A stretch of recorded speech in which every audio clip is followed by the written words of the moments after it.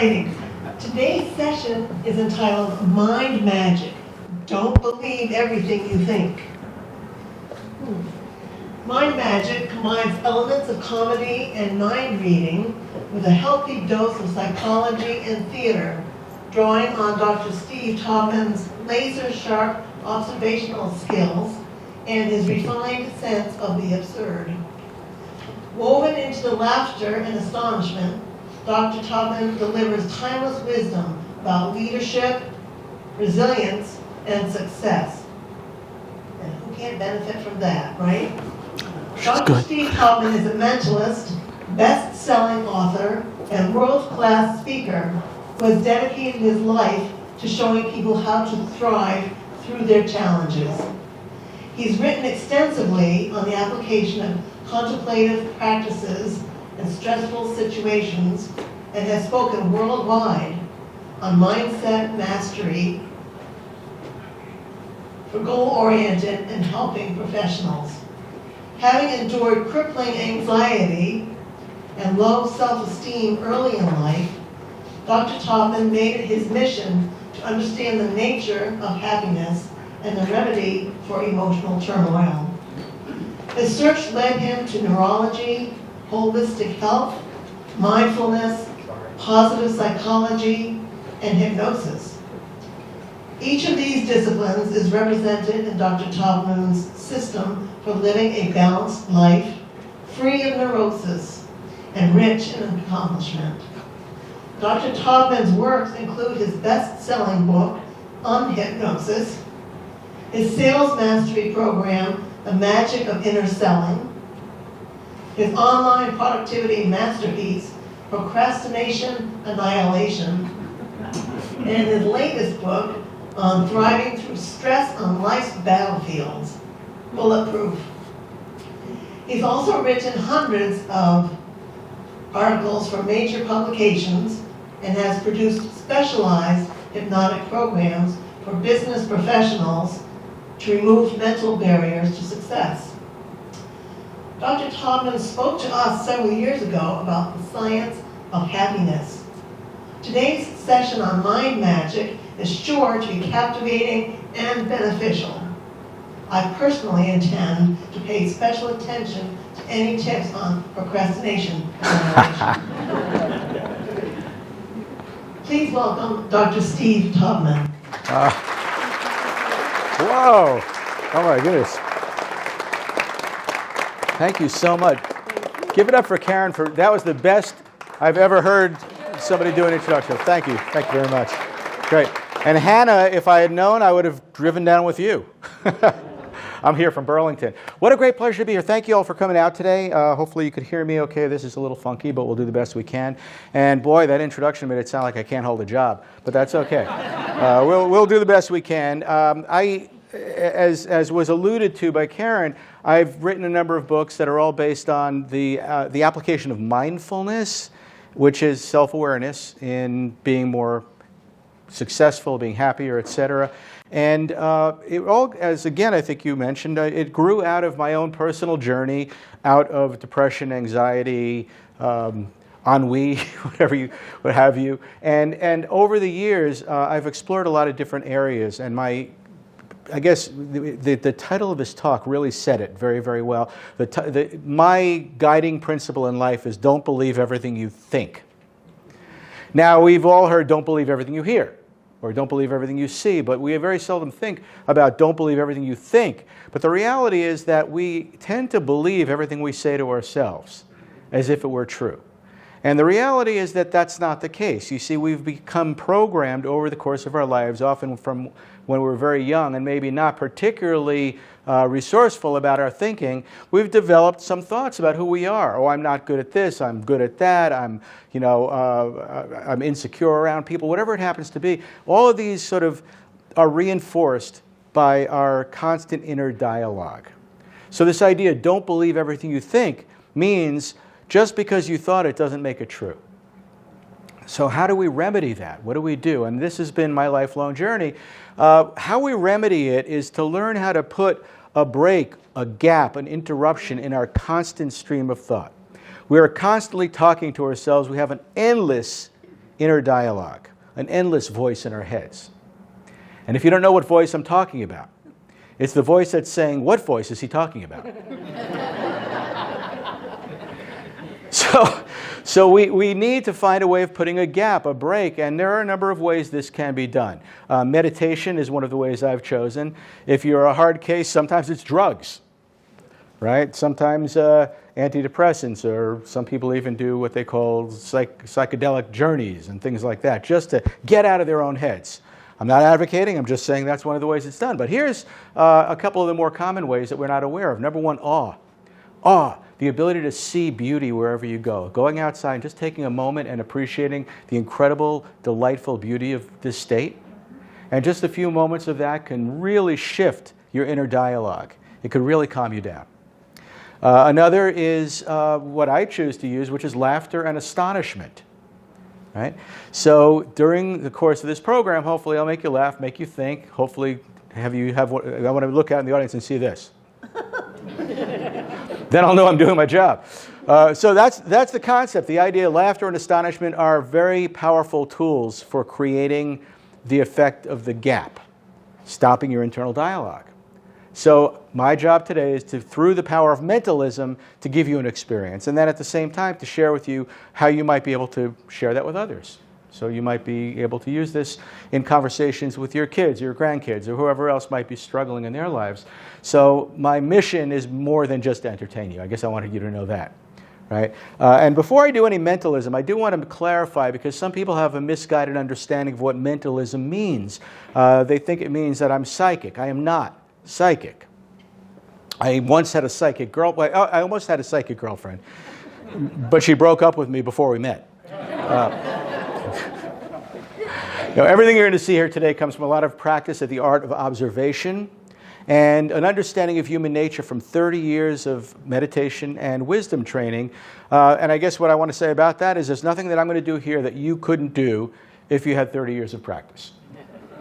But regardless of how I do this, I think the important thing is why I do it, right? My purpose is to leave you better than I found you, to give you a sense of hope and optimism, and to help you make your lives and the world a bit better. And that's always my goal for the work that I do. So with that, I will say that you should manage your expectations here today. Mentalists are not 100%. I don't get everything right, and I want you to know that right from the very beginning. If I could truly predict the future, consistently predict the future, I'd have a closet full of cryptocurrency, and I would have known not to spend $50,000 to try to become a realtor during the height of COVID, and to print hundreds of books for that purpose, some of which I brought with me here as souvenirs of my short-lived career. And in fact, I'm going to give a few of these out to you in the audience just as a kind of object lesson that no effort is ever wasted, that failure is never final, and that we can always repurpose the fruits of our misguided labors into something of value. So now these get to serve the function of being props in my show. So we've come a long way, right? So I'll give a few. You want a book? Here, have a book.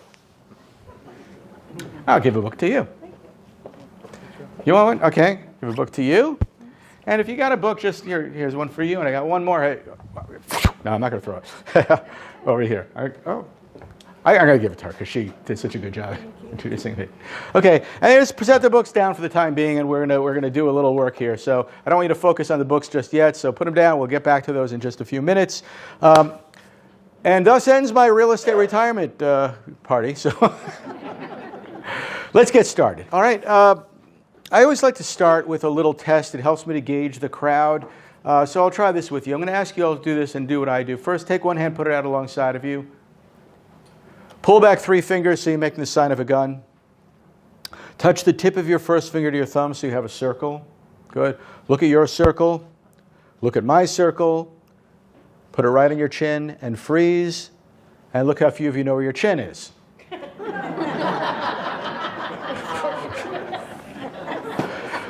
You've just shown me exactly what I needed to see. And that is, this is going to be a lot easier than I thought. No, we're going to have a great time. Give yourselves a great big hand.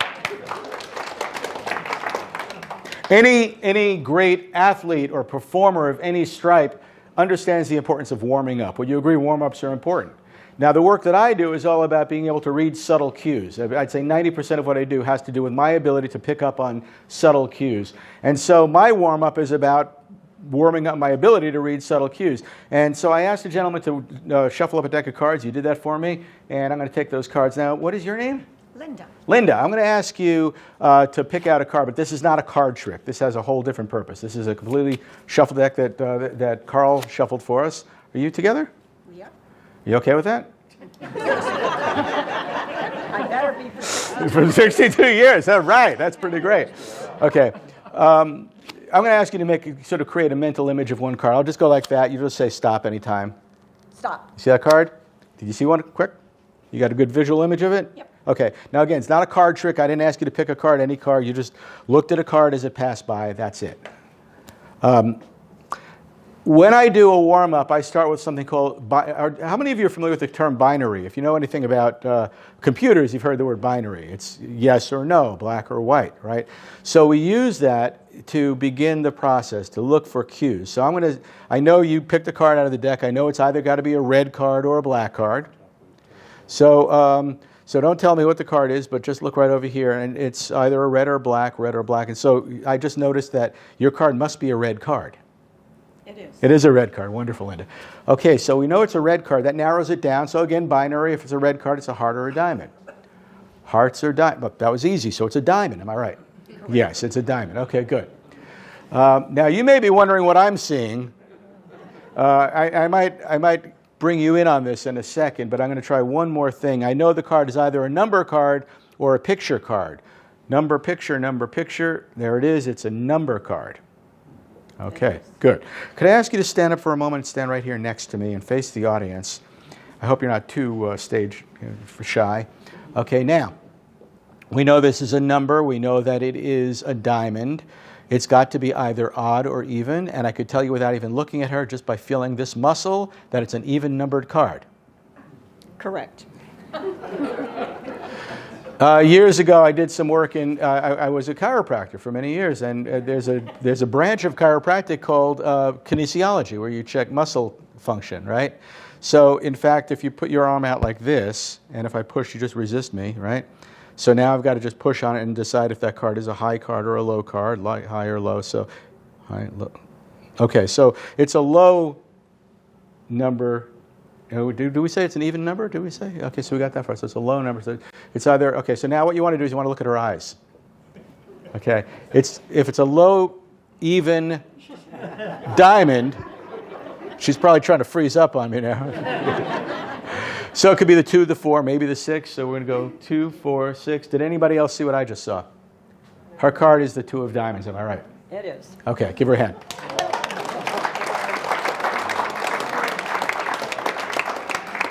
We'll just go a step further with this. It's Marilyn? Yes. Marilyn, I'm going to go like that. Same idea. You just say stop anytime. Stop. Do you see that card? Yes. Okay. Do you want to change your mind? No. You're happy with the mind you have? Yes. You have to ask. Yeah. I've had it for a long time. You've had it for a long time. Okay. Now you could have literally picked any card in this deck. I'm going to ask you, Marilyn, to give me the first name of somebody important in your life. This could be a mom, dad, brother, sister, son, daughter, grandson. Robert. R-O-B-E-R-T. Okay, so if I were to spell R-O-B-E-R-T, if that card turned out to be your card, that would be a pretty remarkable demonstration, yes? It certainly would. Is that your card? Yes, it is. Is it, you sure? Yeah, I'm sure. Because that was a 5 of clubs, right? That's right. And all this time I thought that you had picked the 5 of spades, which is why I had that one in my pocket. But you see, if you always keep one in your pocket, you're always like a step ahead. So let's say I take that card, the 5 of spades in this case, right? And I put it back in the deck. Now, here's an interesting thing. You all saw me put it back in the deck. Or you thought you saw me put it back in the deck. My job, of course, is to influence the way you see and what you think and whatnot. So you thought I put it back in the deck when, in fact, there was no deck. Yeah. The deck, all this time, has been poised and sitting right here in that pocket. And I'm getting warmed up. Now, we'll go a little further with this. The card stuff really helps me to kind of gauge the group and feel if I'm spot on or not. So I'm going to go ahead and let's see. David, are you willing to help me out with something really quick? All you need to do is to play dealer. I'm going to give you a chunk of cards. You just, here, in fact, grab a chunk out of the middle, maybe 4, 5, 6. Let's get a few more. That's good. Grab a chunk? Yeah, that's good. And then take those cards. And if you were dealing cards, you'd be holding them this way. You'd be handing them out one at a time. I want you to kind of go around the room clockwise and hand out one card to people as you go. Okay. There you go. And then maybe one in each row. And then go across the back. Now go the other. Going clockwise. Okay, that's fine. I guess we're kind of. You want to give her one too, and one over here. Good. That's fine. Now, if you got a card, I'm going to ask you to stand up for a moment. This is a slightly more difficult demonstration. I'm going to do the best I can. Please don't let me see your cards. What I'm going to do is I'm going to try. Oh, Linda, you got a card too. I do. Good. You're becoming the star of this show. I like that. All right. So you all have a card. If you've got a card, I want you to make sure you know what it is. So take a quick look at your cards. I'm going to say some words. I'm going to say red, black, club, spade, high, low, odd, even. That's it. So clubs, heart, spade, diamond, odd, even, ace, 2, 3, 4, 5, 6, 7, 8, 9, 10, jack, queen, king, jack, queen, king. Okay, I think I've got it. All right. If I say the name of your card, hand it to me. I believe 10 of spades.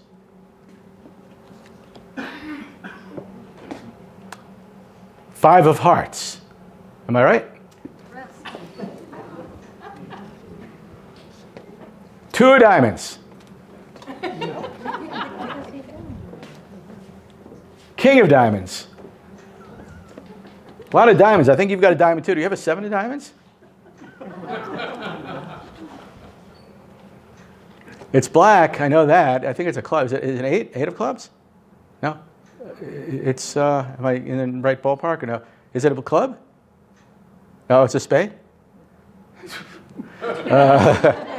That's the beauty of binary. Okay. Is it the 3 of spades? Yeah. 3 of spades. There you go. Thank you. And you got 1 of 2. You don't have the 8 of clubs, right? You do? Okay, there we go. I knew I was feeling an 8 of clubs. I think that's everything, right? Thank you very much. All righty. I think I'm warmed up. Next thing I want to talk about is something called rapport. How many of you have a sense of what rapport means? You do, right? Rapport is it's a sense of being connected, a feeling of oneness with others. It's a very important quality because without it, we wouldn't really be able to connect with each other. We wouldn't be able to learn from each other. We wouldn't be able to be entertained by each other. Rapport is really important, and there are ways of developing rapport. Most of them are unconscious. We don't know we're doing it, but we're developing rapport nonetheless. We develop rapport by smiling. You smile at somebody, they smile back. We wave, they wave back. So it's these kind of reflective activities produce rapport. Laughing together. Having similar, what we call representational systems. Some people are more auditory, some people are more visual, some people are more kinesthetic. Have you heard those terms? I mean, some people think in terms of their first way of looking at the world is through their eyes. Some people look at the world like musicians, more through the ears. Right? So if you have the same representational system as somebody, you're more likely to be in rapport. So people who are like each other like each other. That's a basic principle. And then we can start manipulating the concept of rapport, and that's what hucksters and phony baloney kind of people will do, con people, will purposely develop rapport by purposely trying to match and mirror you. They'll nod the same height, the same speed that you're nodding at. They'll pick up a cup at the same time you pick up a cup. There's all these subtle little things. And as a mentalist, I try to develop rapport with a combination of these techniques because it helps me to know if we're working together. Right? We have to work together for this to work. So this is where I'm going to try to see what kind of rapport I've been able to develop with you. And I'm going to do it this way. We're going to have a number come up much later in the show. But I'm going to see if I can get you to get in rapport with me sufficiently that you are seeing what I'm seeing in my mind. So I'll narrow it down because you're beginners at this. I'm thinking of a number. It's a 2-digit number. It's between 1 and 50. So there's a number between 1 and 50, and it's an odd number. In fact, it's a very odd number because both digits are odd. And they're not the same as each other. It's 2 odd digits. They're not, so it couldn't be 11 or 33, right?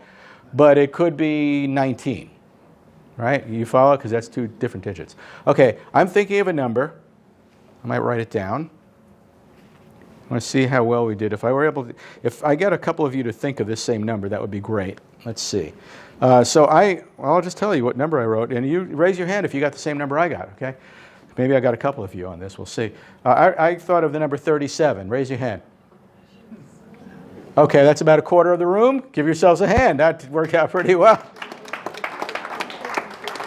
And I bet there's a couple of you who thought of 35 too, didn't you? Yeah, about as many, because I thought 35, then I jumped to 37. Sorry to confuse you, but 37 was a number, and a lot of you thought of that number. That's the power of rapport. Who got that? Who got the 37? Oh, great. We're going to try an experiment with you, okay? What's your name? Julie. That's correct.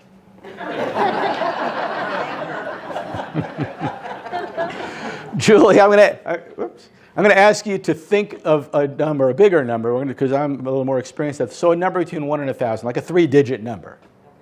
Okay. Right? And get the number firmly in your mind. You got it? And I want you to we've got to do this a little bit at a time. I'm going to transmit each digit one at a time to me. So first think of the first number in that number. Okay. Second number. Okay. And third number. Ooh.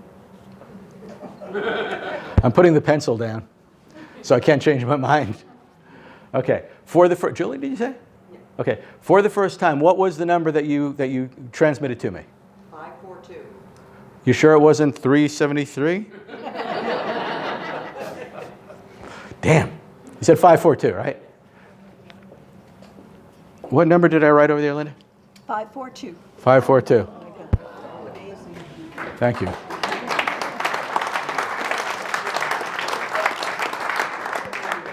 Here, you can keep this. As a matter of, this is a receipt. That'll give you 542 copies of my book. Now, or I got a little bottle of maple syrup if you prefer that. You like the 542 books? Well, I go home with some maple syrup. That never happens, by the way. Maple syrup for all. Okay. How are we doing? Great. Okay, good. This is what I call building up to the inevitable, right? We're just building up, trying to understand how it works, why it works, what I'm picking up on, rapport, very important. Another important quality or concept in the work that I do is the concept of choice. Can you hear me okay like that? Yeah. This is just being more of a pain than anything else, so I'm gonna lose this one, if that's okay with you guys. Although, I might just have to throw it around the back because it's all the way down my shirt, so we're good, right? I know how to project to a big group, so I'm not too concerned about that. All right, good. So you're hearing me. This is an interesting demonstration about choice. Choice is one of the most important things that we have at our disposal because our lives are made up of a series of choices. Am I going to marry this person? Am I going to divorce that person? Am I going to go to this school or that school? Am I going to trust this person or not? Right? Choice is so important. Now, we don't always make the best choices. Right? You've seen that. Even nice people, good people, sometimes make bad choices. By the way, I was the official hypnotist for MTV's Spring Break.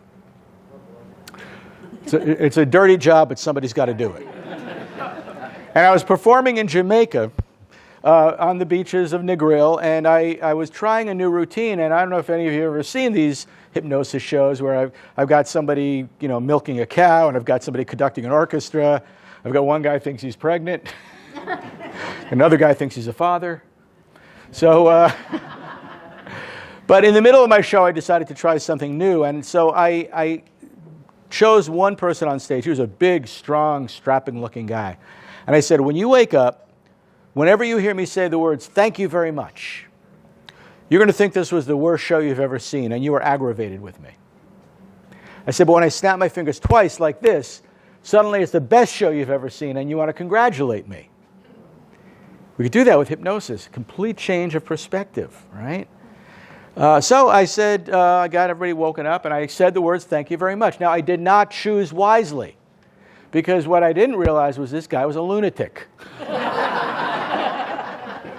So he picked up the chair, and he came running at me with his chair, with drool out of the side of his mouth, like this rage on his face, like he was going to swat me with a chair. So, of course, the next thing was I had to snap twice to stop him.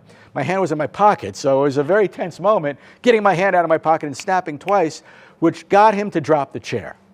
It did not get him to stop running at me full speed. So he jumped on me out of love. But he knocked the microphone into my mouth and chipped my tooth. So I realized it's important to choose wisely. So I thought maybe I would do an experiment in choice with everyone here. And if I could ask everyone, if you have anything in your lap, just put it aside for a moment. And I'm going to ask you all to stand up. If you're capable of standing, please stand up. And I'm going to describe certain attributes of people. I'm going to stand on a chair too, so you'd all see me. Is that good? So people fall into various categories. For example, some people tend to be more introverted, and some people tend to be more extroverted. Now, it's a little dicey, a little hard to categorize, because sometimes you see somebody, you think they're extroverted. Like you might think I'm an extrovert, but I'm not. I'm an introvert. I'm an extrovert on stage, but when I get home, I've got to recover. So you may have a sense of what you are, but think in terms of how do you get your energy? Do you get your energy by being alone, or do you get your energy by being out in public? That'll give you a sense of your extrovert or introvert. So if you see yourself as an introvert, raise your right hand. And if you see yourself as an extrovert, raise your left hand. Okay, now those of you who are extroverted, sit down. And the reason for that is that although you're very easy to see and read in certain ways, you'd sit down if you're an extrovert and remain standing if you're an introvert. So everybody standing now is an introvert. Right? The reason that's good for me as a mentalist is because you're in touch with your feelings. Right? So although you may not be projecting it outwardly, you're feeling it on the inside. That's very important. Now, some people tend to be more analytical, meaning that they weigh all the options, the pros, and they make pros and cons lists before they make a choice. And some people are more intuitive. They just sort of have a gut feeling of what decisions to make in life. Now, they're both good. They both have value. But if you see yourself as more of an analytical person, raise your right hand. And if you see yourself as more of an intuitive person, raise your left hand. Okay, so if you see yourself as analytical, sit down. And the intuitives remain standing. And good. So now you see what we've done here is we've gotten this audience knocked down to about a quarter of the original size. And the reason we've done this is because I know from my experience that people who are introverted and intuitive tend to be easier for me to read and work with. They make better audience members. Can you see how that might be the case? Right? Okay, now some people now this is a tough one too, optimist versus pessimist. Some people, everybody thinks they're an optimist, but when it comes down to it, if you're a worrier, you're not an optimist. It means that you worry about things. You envision possible negative outcomes. Now, you may be smart enough to be able to reverse that inside of yourself, but what your gut feeling is, do I automatically think that everything is going to work out for me? Or do I sort of think that maybe my gut feeling is that maybe it could be problems? So if you see yourself more as an optimist, raise your right hand. And if you see yourself as more of a pessimist, raise your left hand. I'm a pessimist, by the way. So right and left hand if you're more of a pessimist. So you got to pick one, though. Otherwise we can't choose. So optimist, right hand. Pessimist, left hand. Okay, good. I'm a pessimist, but pessimists are hard to read. So have a seat if you're a pessimist. Remain standing if you're an optimist. Wow, look at this. It's really getting down to the wire now. I've only got a half a dozen people left standing. All right, so now from those of you who remain with me, some people are what we call, there's a word for it. I'll explain. Some people have this feeling that things happen for a reason. And other people feel like things just happen, right? Life is a series of random events. But other people, like as I said, they see that things happen for a reason. They maybe even think it's preordained or it's fate or whatnot, right? So raise your right hand if you think that things just happen. Okay? And raise your left hand if you think that things happen for a reason. Okay? Now, if you're the latter, stay standing, but if you could sit down, and I think you could sit down too, right? You're kind of in the middle, right? Okay, sit down if you're in the middle because we like to get strong showings. Now I'm down to 4 people. I'm down to 4 people. Now, here we go. Okay. 1, 2, 3, 4. Randomness is a very interesting phenomenon. There was a great philosopher named Winnie the Pooh who talked about flippism. Flippism is the idea of the flip of a coin. It's a very random event, but if you use that as a way of making decisions in life, they tend to work out pretty well. It's a pretty strange thing. So I've got a coin here. It's a real $50. Karen, you could take a quick peek at that. And I'm going to ask a couple of you to pick heads, a couple of you to pick tails. So raise your right hand if you think it's heads, left hand if you're going to go for tails. So I got a tails, a heads, a heads, a heads. Okay. We could get one more tail, so we have 2 and 2, because I'm trying to knock this group down. So raise your right hand if you're going to go with heads. Keep your hand up. Okay, we got 2 heads, and you are going tails. Okay, so we're going for heads or tails. And as long as I don't drop the thing, what do we get there? Tails. Tails. Okay, that means a couple of you could sit down. You could sit down, and you could sit. You took tails? No, you took heads. So you can have a seat. And I've got 2 of you left. Whew. Okay. One of you got to pick heads. One's going to pick tails. What do you got? Tails. You're going to be tails. You're heads.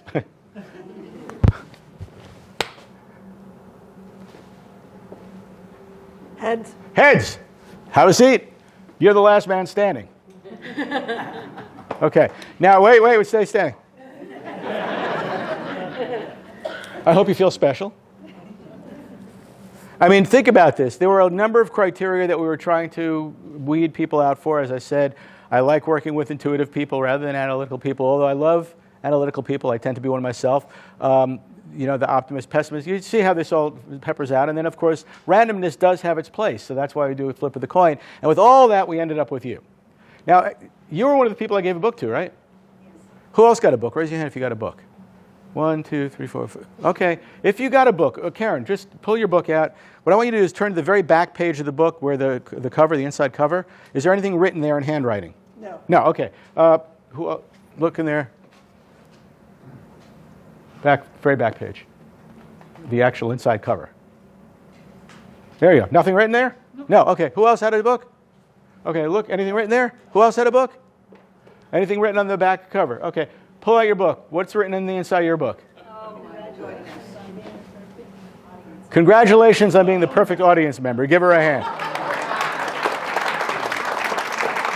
People really can't hear you in the back. Oh, really? Okay. And Let's then try again. also, it's spiking in the camera one when you're talking louder. I don't know what to do about that.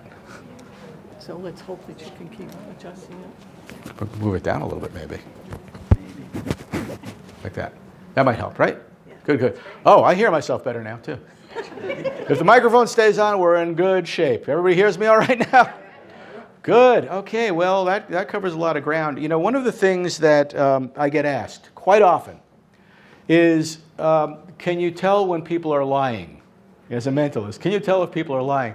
And I always say, well, I could tell when meteorologists are lying. All the time. But as for whether I could tell if people are lying, I like to do a little experiment, and I have a game we play. I call it the lie detector game, and I just need a few people to draw a doodle. So who's going to draw a doodle for me?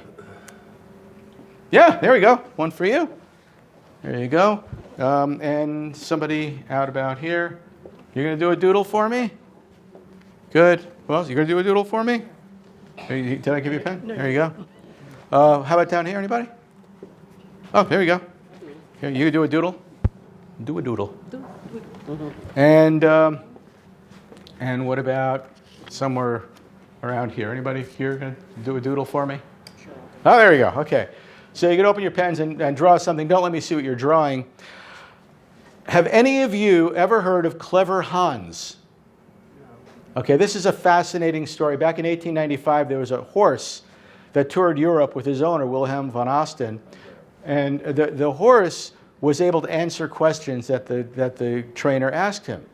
You know, what is 3 plus 2? And the horse would go, that's right, isn't it? Yeah, okay. Or he'd point to a map and he'd say, where's Belgium? And the horse would put his nose on Belgium. And everybody thought, well, this is just like training a dog. The dog knows exactly what the question is, it knows how to answer it. Turns out not to be the case. They actually brought the horse into a lab. Bernard Funkst was one of the early psychologists. They did psychological testing to find out what was happening, they discovered that the horse could answer questions even if it wasn't Wilhelm asking them. Even if the horse had never heard the question, he could still answer it as long as two things were true. Whoever asked the question had to be present, and the horse had to be able to see the person, and the person had to know the answer to the question. All right? So, by the way, if you finish your drawing, just put it face down and send it to the center aisle. So just send it to the center aisle. And hang on, we're gonna get those collected. So if somebody could grab all those up, would you mind doing that for me? Just grab them and pile them up face down. Okay, and before you give them back to me, should have 5 total. Before you give them back to me, just kind of mix them up so they're not in the same order. Thank you. Just so I don't know who did which one. Okay, thank you very much. How many? I almost got all the pens back. I didn't quite get all the pens back. I hate when that happens. There we go. Okay. So here's how this game gets played. I basically am going to look at each picture in turn. I'm going to ask the 5 people who drew pictures to stand up. Get your exercise today. Okay. And I'm going to show each of you the same picture, one at a time. And I'm going to ask you if you drew the picture. Now, I'll say, did you draw this picture? Your job is to say no, even if you drew it. I got to figure out who's lying. You follow? So here's a very elaborate picture. It's there is a little detail there. There's a little like cowlick up there, like alfalfa. Remember alfalfa from the? That's what you got going there. So stick figure. Did you draw this? No. Did you draw this? No. Did you draw this? Did you draw this? No. Did you draw this? Okay. So one of the things that's rather interesting is when you ask people a question for which the answer really should be yes, but they lie and they say no. If people are not lying, they'll say no, and then their heads will start to move. But if they are lying to you, then they'll go like this, and then they'll say no, which is how I know that you drew this. Give him a hand.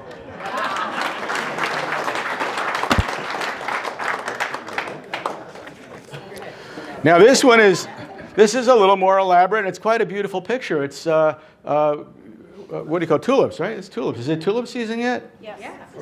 There we go. And a sun, and little reeds, and maybe a little hillside in the background. It's very pretty. Did you draw this? No. Did you draw this? No. Did you draw this? No. Did you draw this? Two things happen sometimes when somebody's lying. First of all, what they'll do is they'll raise their eyebrows when they say no. That's how I know you drew this, by the way.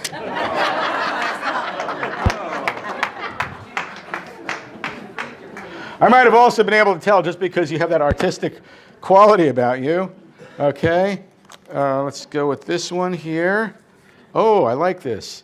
I think I know what this is. It looks like a sort of a Snoopy head or something. What do you think?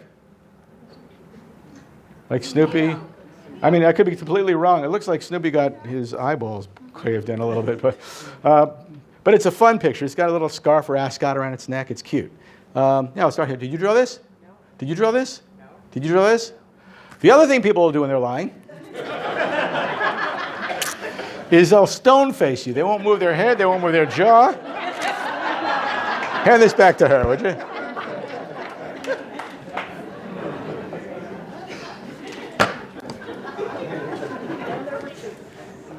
Oh, we rarely get abstracts. Abstracts are done by people who are artistic or mentally ill.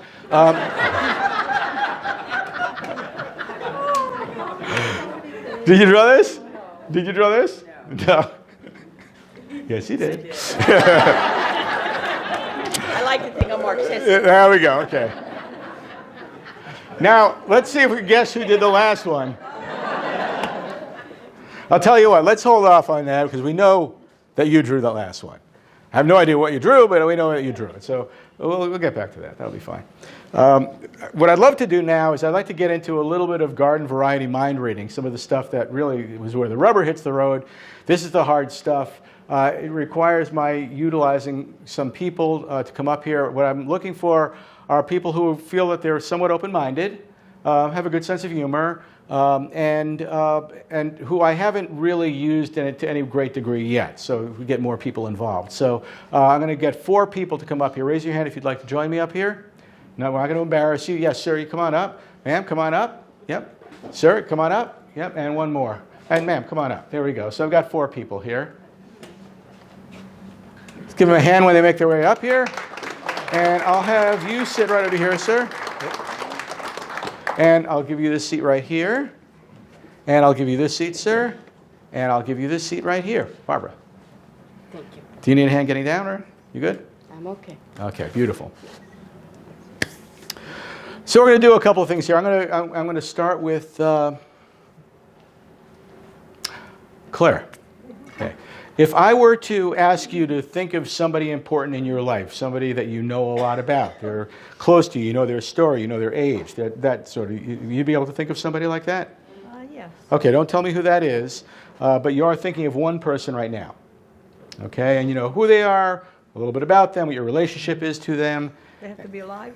They don't have to be alive, but as long as you know their age when they deceased. But okay, but you have somebody in mind? Yes. Okay, kind of narrows it down a little bit, doesn't it? You could change your mind too, but once you're ready, you ready? You got somebody? Yeah, I'm ready. Okay.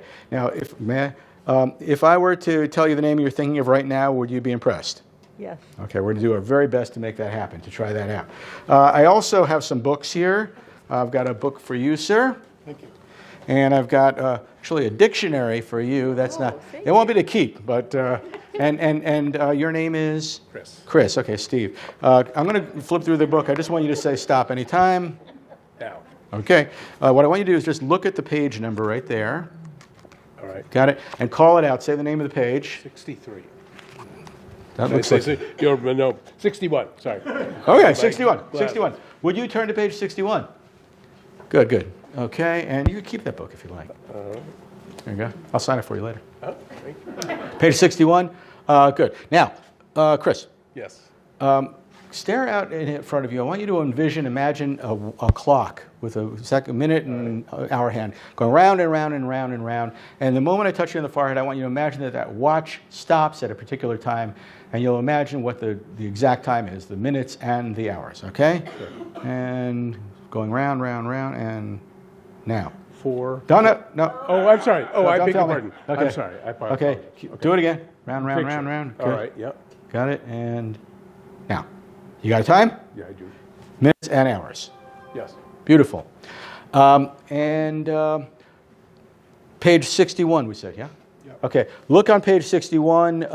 If the first word is a large word, meaning it's a few syllables, we're going to use it. Is the first word a large word or? No. No, okay. Then look at the last word on the page. Is that one big enough? If not, we'll go somewhere. Okay, good. So let's use the last word on the page. Memorize that word. Yep. You got it? Close up the book. Excellent. I'm going to give you something to do in just a moment, so hang tight with me for just a moment. I've got some pens here. 1, 2, 3. Good. I'm going to ask you to go ahead and write down the word that you're thinking of. Put this over there. And do it in big block letters so that, when... here, I'll give you a piece of paper. Yeah, so people could see it and know if I'm right or not. Don't let me see it. Once you've written that word, fold it up, fold it in half again so I can't see through it. Make sure there's no way to see through it. Is that fair? Yep. Okay. Now, same with you. Here's a pen for you. And you're going to put the name, and once you finish that up, you're just going to fold it in half and fold it in half again. And the same with you. Here's a piece of paper for you. Big letters so we could see them, and it's clear so that everybody could see it. And once... And I don't want asking me to write the time that you have in mind. So you've got a word, you've got a name, you've got a time. Good. Now, in a moment, I'm going to ask you, Barbara, to think of. I don't know about you. When I bought my first house back in the '80s, the average price for a house was between $100,000 and $150,000. Those were the days, right? Boy, I want you to think of a number between $100,000 and $150,000. It's the amount, the price of my first house. I want you to figure out what the price of my first house was. So it's going to be a 6 number, 1, 2, 2, 2, 2, 2, right? It's so between 100,000 and 150,000.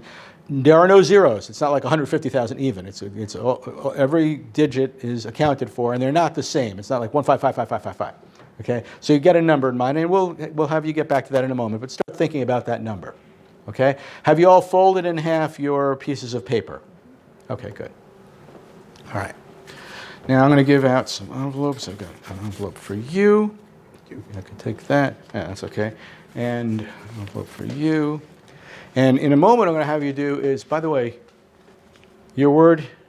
I'm already getting a little read on it. Is there a letter C in your word? In fact, I think your word might start with a letter C. Yes. All right, good. So far, so good. In a moment, you're going to take your piece of paper, man, and you're going to put it in an envelope, and you're going to seal the envelope. So it's got this like little, right? So you're just going to take that, and you're going to seal that, and then hold it up overhead. Okay. Good.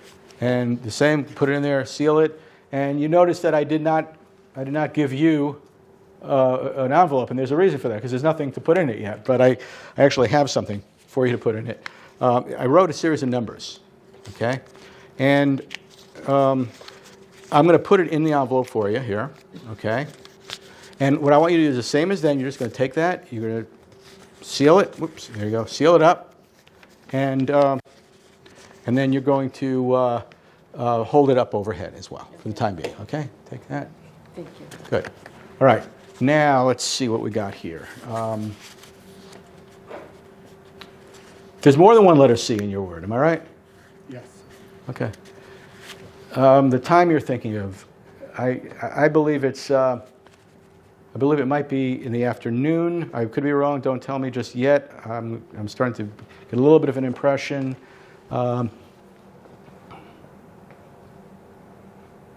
Okay. The person you're thinking of,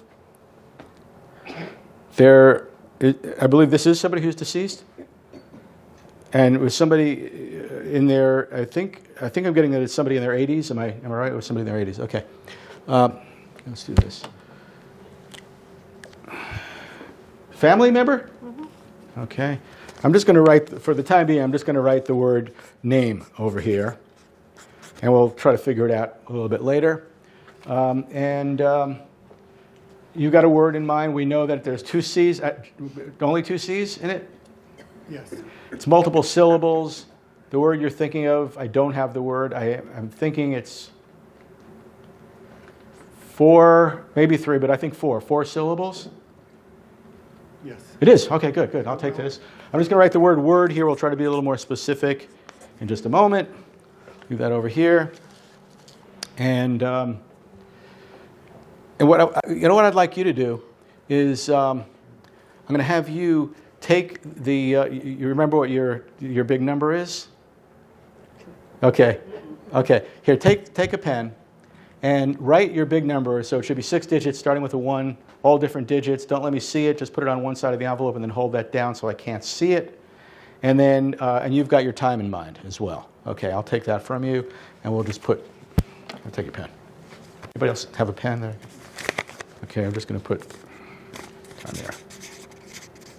So we'll know if we got that right as well. And let's see how we did. We're all set. Word is right there. Good. Take your pens. Pen. You got my pen. I got your pen. Okay.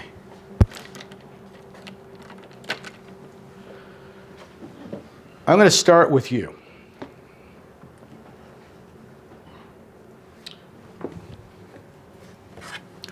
The name you're thinking of it's a short word, a short name. I think it's a 1-syllable name. Right here.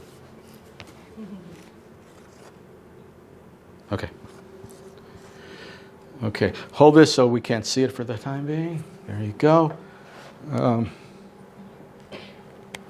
You know the age of that person? Mm-hmm.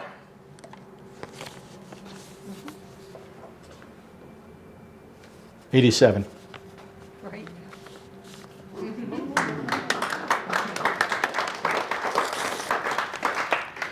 I asked you to write down a name.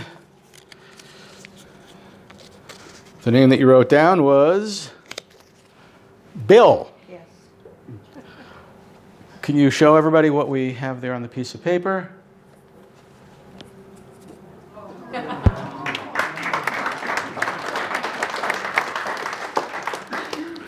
Bill, it is. Oh, I guess that. Okay, good. Leave that over there. Now what I want to do is hey, here it is. Wipe this down just a little bit.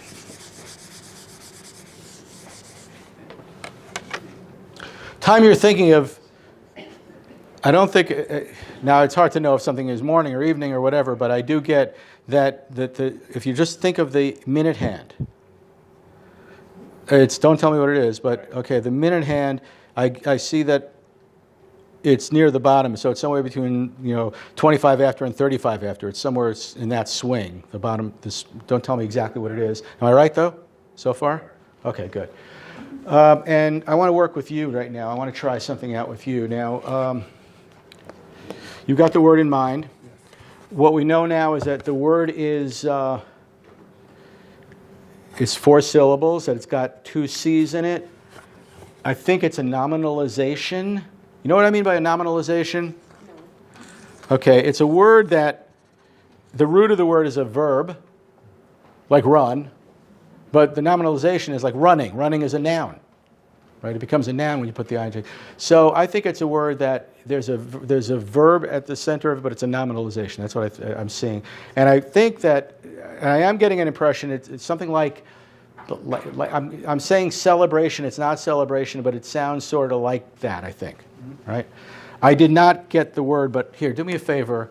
We know it's a 4-digit word, 4-syllable word. We know that it's got 2 C's. We know it sounds something like celebration, I think, and it's a nominalization. Here we go. Could you open that up, Claire?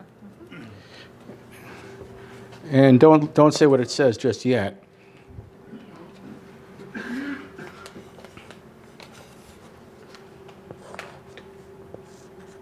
Take it out. Yeah, you can take it out. I'm actually drawing 2 different things here because you got his word? Okay. Am I anywhere near close? What do we got? You can tell me what it is. Oh, calculations. Yes. Calculations. I said celebrations. I got the C's. I got the vibe. I got that it is a nominalization, but I didn't quite get that. I did get something, though. I got something. I got 69.2. What that means, I have no idea. Thank you very much. No. But I got something else, too. I don't know where this came from, but I had this strong desire, this urge to draw a Christmas tree. That just came through to me. Does anybody here thinking of a Christmas tree? What did you draw? I drew the Christmas tree. Wow. No kidding.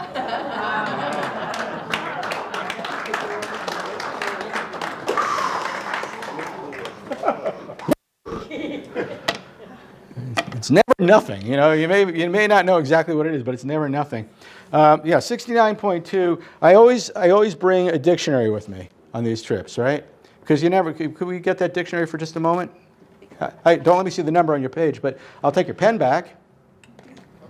Okay, and then I will take the dictionary. Okay. Usually when I get a number, we go to the dictionary. And it says 69.2, which to me means that page 69. And maybe column 2. Here, find page 69 in the dictionary.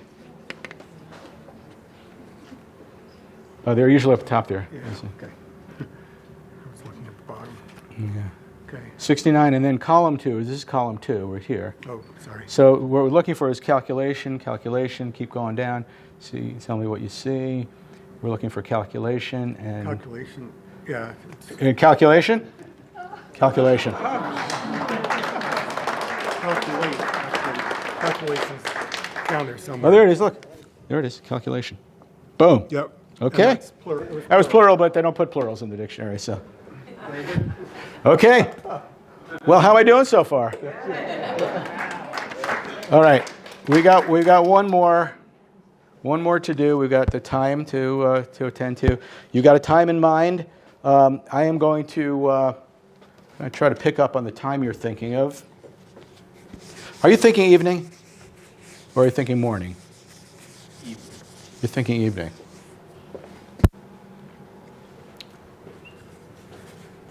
Okay, I'm going to picture the clock one more time. Look right over here toward me. Yeah, that's good.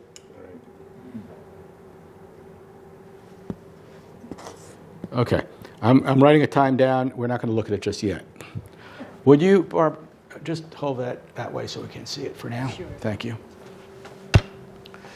I want to try something a little bit different with you two. Are there any gentlemen here who are wearing like a STEM watch that you could change the time on it? If not, I've got one right here. Oh, I don't want to do that to you. You're right up here already. Yeah, okay, well here. This is legit watch. It's just about 3 o'clock right now. Okay. All right, so here's what we're going to do. The way these watches work, you could see, you pull it out and then you just go like that, right? So if I were to do that, like if we're going to kind of work together on this, okay? I have no idea what your time is, but when you wind this thing, then it changes the time. So Claire, will you take this watch and hold it face down and just turn this like that with your other hand, and just keep turning, okay? Keep turning, and when you're ready to say stop, just say stop. Stop. Stop. Okay, let's push it in. Good.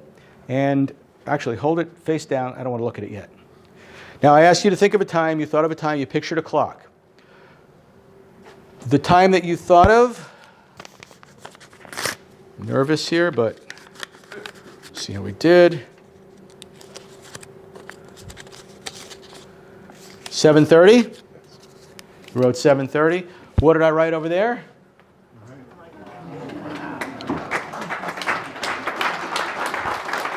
Okay, 7:30. But if this next part works, it's going to be a miracle. So let's see if this works. So you said 7:30. I wrote 7:30. You had my watch. You told her when to stop. You wound it round and round and round, and you stopped somewhere. Could you turn their watch over and say what time we stopped at? Pretty close. 7:35. 7:35. We're pretty close.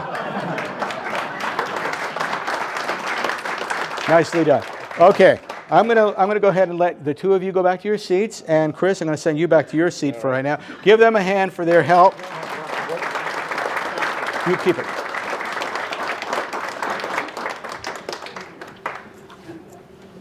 Okay. Okay, I want to do this really quick with you because we're running out of time, right? What time are we supposed to be done? 3:15? Okay, we'll get it done. 7:30? Oh, I love working with an audience. So you guys are great. All right. I asked you to write down a number on there. For the first time, I'm going to go over here to the easel, and you're just going to tell me the number that you wrote down there. So go ahead and read it out loud. 1, Yep. 5, Yep. 4, Yep. 2, Yep. 3, Yep. 7, 154237. That is exactly how much my first house cost. Nobody believes me anyway, but I'm going to try to prove it to you because may I? In this envelope, we put a piece of paper. You didn't see that piece of paper. You wrote on the piece of paper on the envelope after, so the paper, but it does have a series of four or five digit numbers on it, right? Now, would you come on over here? Are you okay to navigate to this corner where the easel is? Here, I'll move this out of the way. And what I'm going to have you do is you're going to copy this, but I'm going to do the first one for you so you can see exactly where I want it to be. So it's going to look like this. I hope they leave enough room. Okay, so you see how I did it like under each digit because we're going to be adding these up. Okay, so here you're going to do the next one here. 46852. I'll hold this steady. Good, thank you. Yeah, my pleasure. 4, and try to get underneath there. Good. 4, 6, 8, 5, 2. Got that right? Yeah. 37265. 3, 7, 6, 2, 2, 6. That's a 2. Yep, 6, 5. Yep, good. And then 2, 6, 9, 9, 4. Check. Good. 26994. Okay. Where are you? Bottom one. Yep. Got it? you. Okay. Now we're going to let you get off your feet. So go back to your seat and let's give Barbara a hand.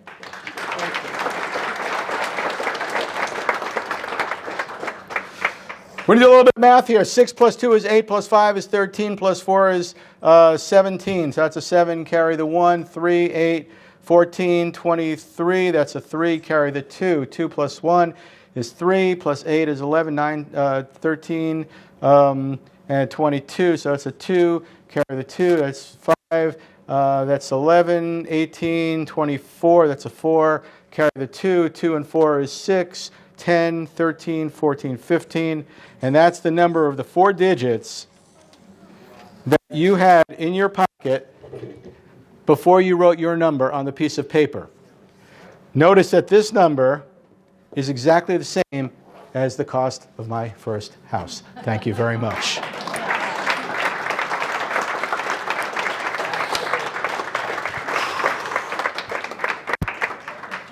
Okay, we're coming into the home stretch. The hardest thing the mentalist can do is predictions. Predictions are very difficult because you don't have the view of the other individual. You got to use intuition, experience, and maybe just a little bit of magic, so to speak.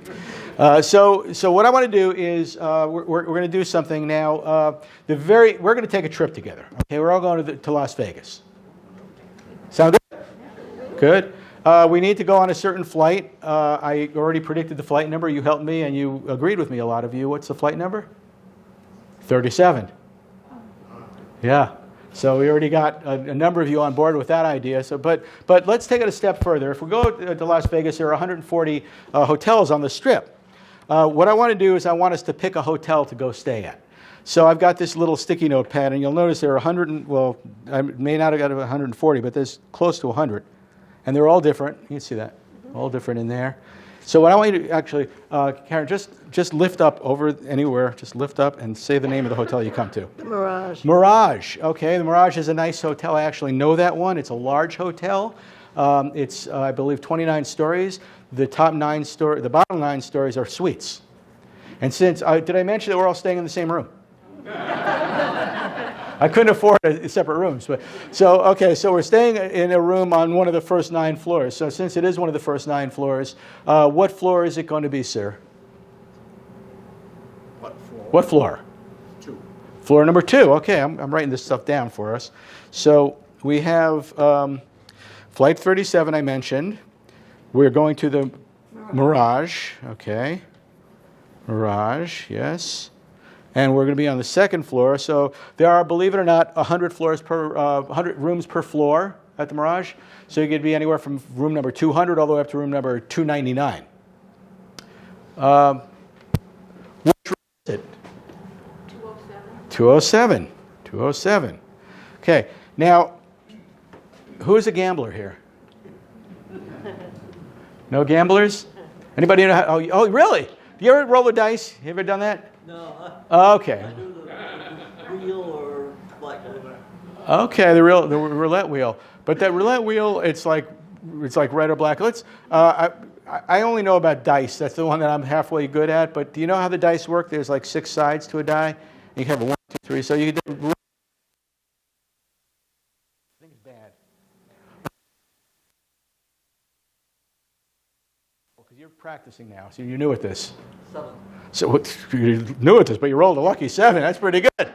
Okay, so Flight 37, Mirage, room 207, number 7. Now we're at a very important, crucial juncture where I need somebody that I can count on, somebody who's I guess what I'm looking for is the perfect audience member. That's going to be you. But before you go, now, you know what? Stay there for a second.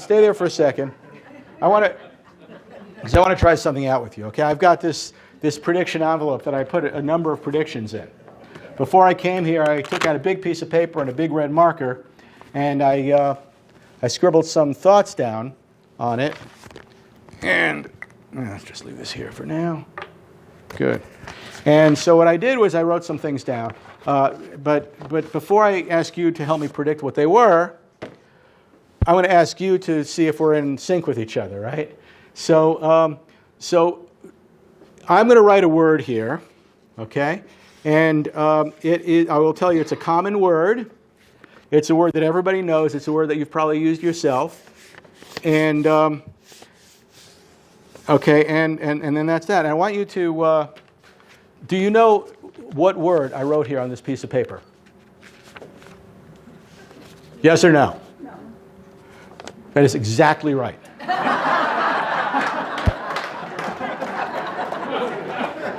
Okay, now that I know we're on the same wavelength. Now that I know that we're on the same wavelength, I'm going to go ahead and ask you to come on up here for a moment. What's your name? Mary. Mary, come on up. Give it up for Mary.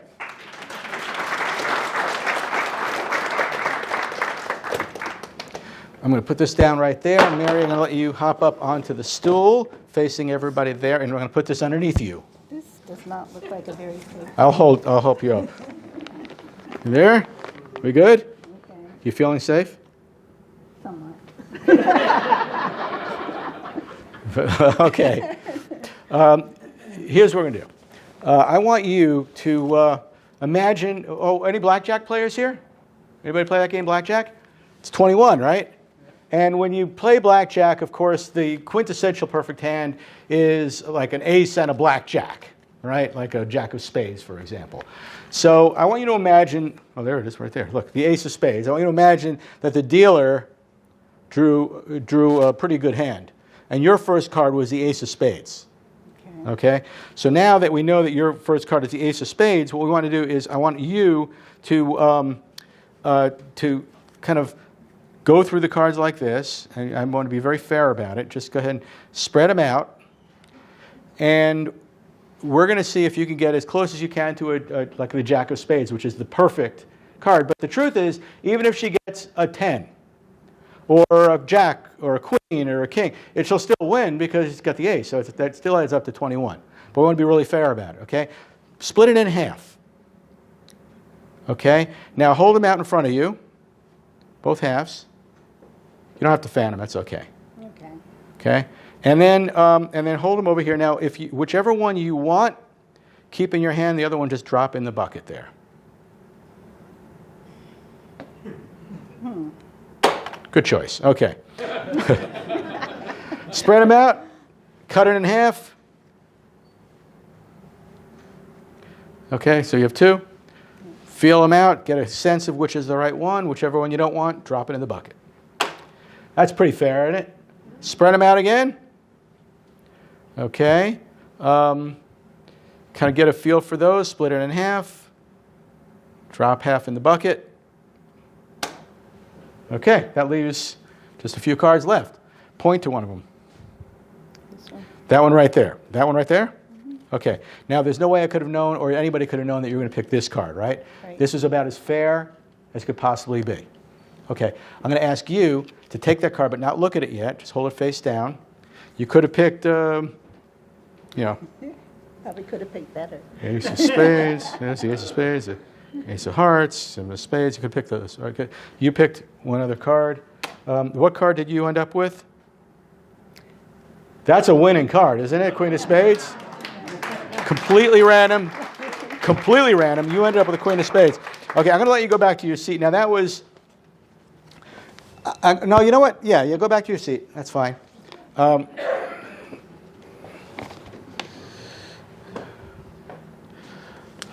As I said, I made some predictions here today, right?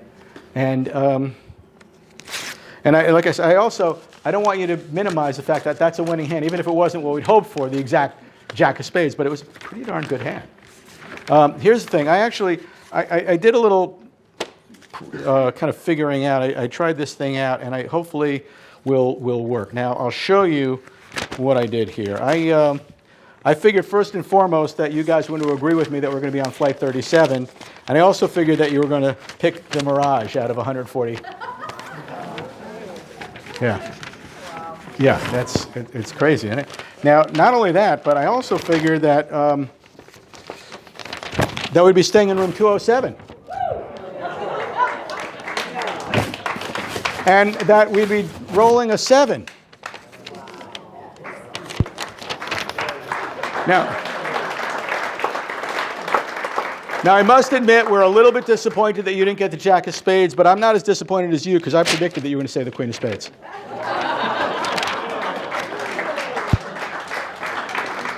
Thank you very much.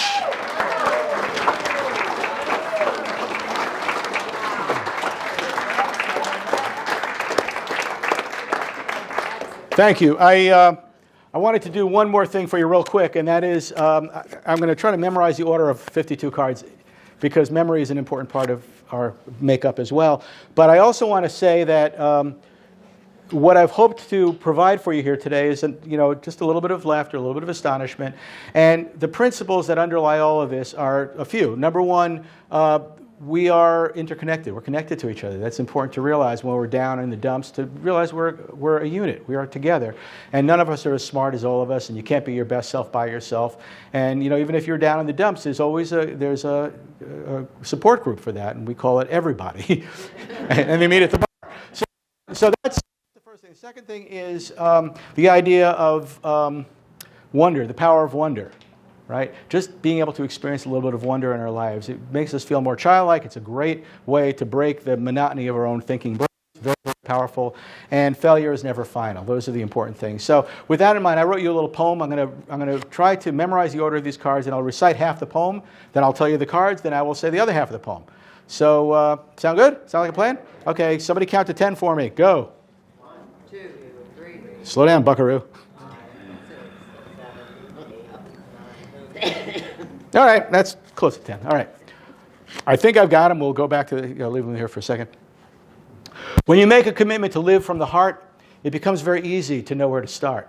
You know not to believe everything on your mind, and what worries you sometimes will change on a dime. And nothing's impossible when you stay the course. Persistence will always beat effort and force. Like the great Don Quixote, you live by your quest. Like a phoenix from ashes, you rise o'er the rest. As a leader who's focused on what's here and now, you know what to do to reject or allow. You're powerful, limitless, loving, and so be present and wakeful. Be quiet and know.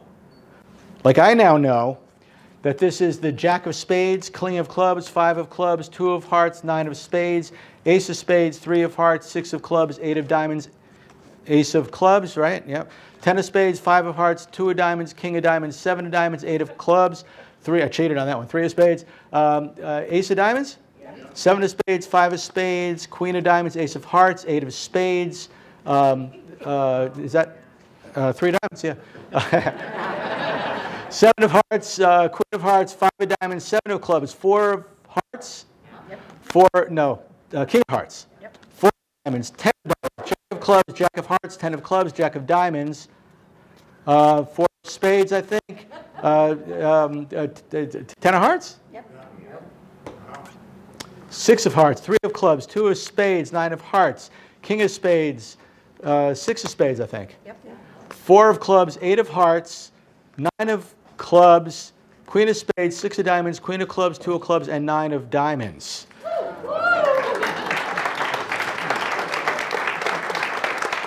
Again, for you. So go forth and lead in a way that is true. Do what you love and the money will follow, and so will the world if your goals aren't hollow. Live from the soul, make magic from strife, and you'll leave a legacy that outlives your life. Thank you.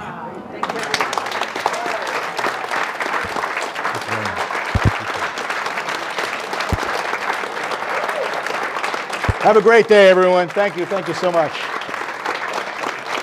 It's now 3:20, so if you need to go, that's fine. If you want me to stick around for a couple of minutes and answer a couple of questions, I'm happy to do it. What do you think? I think people can come up individually. Let's do that. I'll be here if you want to come talk to me. Thank you all very much.